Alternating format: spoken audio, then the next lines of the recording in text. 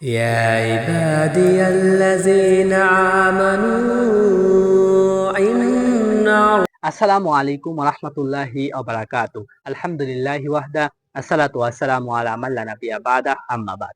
সুপ্রিয় দর্শক মণ্ডলী, আপনাদের সকলকে ইসলামিক স্পার্ক ইউটিউব চ্যানেল নতুন একটি ভিডিওতে সকলকে স্বাগতম। আজকের ভিডিওতে আমরা যে জাল হাদিসটা নিয়ে আলোচনা করব সেটা হচ্ছে যে দেশপ্রেম হচ্ছে ঈমানের অঙ্গ। আসলেই কি এটা সত্য? দেখবেন আমাদের সমাজে অনেক আলেমরা এই কথা বলে থাকে। আসলেই কি এটা সত্য? এটা জানতে আমাদের পুরো ভিডিও স্কিপ না করেই পুরো ভিডিওটাই সুন্দরভাবে একটু না টেনে দেখবেন।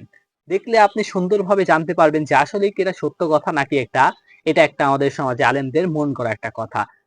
দেখেন রাসূল সাল্লাল্লাহু আলাইহি ওয়াসাল্লামকে উদ্দেশ্য করে রাসূল সাল্লাল্লাহু আলাইহি ওয়াসাল্লামের রিওয়ায়াত দিয়ে রাসূল সাল্লাল্লাহু আলাইহি ওয়াসাল্লাম বলেছেন বলে আমাদের সমাজে যেই কথাটা, যে হাদিসটা প্রচলন হয়ে গেছে, আমাদের আলেম সমাজরা বক্তব্যের মঞ্চে উঠেই সর্বপ্রথমেই যে হাদিসটা বলে যে আমাদের মানে এক কথায় নেতাদেরকে আকৃষ্ট করার জন্য যেই হাদিসটা বলে থাকে সেটাই হচ্ছে দেশপ্রেম ঈমানের অঙ্গ।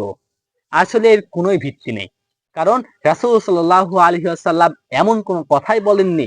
ঈমানের যেই কয়েকটা অঙ্গ রয়েছে তার মধ্যে একটা অঙ্গ রয়েছে লজ্জাশীলতা, অনেক অঙ্গ রয়েছে।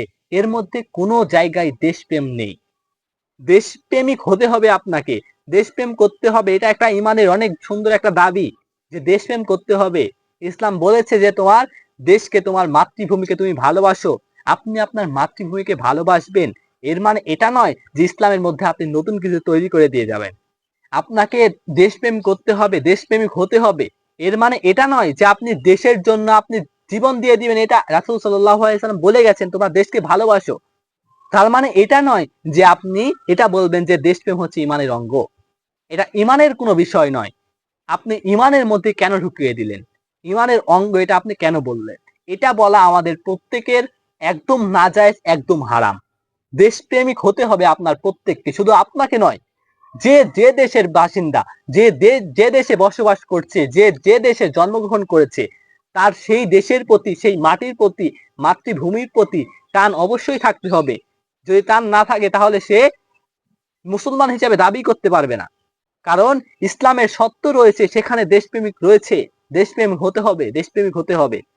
কিন্তু আমাদের সমাজে আলেমগুলো তারা কি করছে? নেতাদেরকে তাদের হাতের নাগাল নিয়ে আসার জন্য, নেতাদের প্রশংসা করার জন্য তারা এই হাদিসটাকে, এই জাল হাদিসটাকে ব্যবহার করছে। দেখেন রাসূল সাল্লাল্লাহু আলাইহি ওয়াসাল্লাম কি বলেছেন? আমরা অনেক জাল হাদিসে বলেছি যে এমন কোন কথা বলল যেটা আমার শরীয়তে নেই সেটা হবে পরিত্যাজ্য। আপনি এমন কোন হাদিস আপনি বানিয়ে ফেললেন আপনার নিজের ইচ্ছা মতো, আপনি বানিয়ে ফেলার কারণে আপনি নিজের জায়গা নিজেই জাহান্নাম তৈরি করে নিলেন। তাহলে আপনাকে এইসব বিষয় থেকে দূরে থাকতে হবে। এমন কোন বিষয় আপনি দিনের মধ্যে তৈরি করে দিয়েছেন না। রাসূল সাল্লাল্লাহু আলাইহি ওয়াসাল্লাম এমন কোন বিষয় নেই সেই বিষয়ে তিনি কথা বলেননি।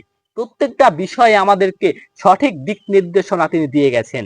আপনাকে দেশপ্রেমিক হতে হবে এটাও তিনি বলে গেছেন। কিন্তু তিনি এটা বলেননি যে দেশপ্রেমী হচ্ছে ঈমানের একটা অঙ্গ। ঈমানের অঙ্গ এই কথাটা বলা আমাদের প্রত্যেকের অনুচিত একটা কথা। আমাদের প্রত্যেককেই দেশকে ভালোবাসতে হবে, দেশের প্রত্যেকটা ভালো মন্দ সকল কিছুই দেখতে হবে। আল্লাহ তাআলা যেন আমাদেরকে তার তৌফিক দান করেন। সকলে বলি আল্লাহুম্মা আমিন।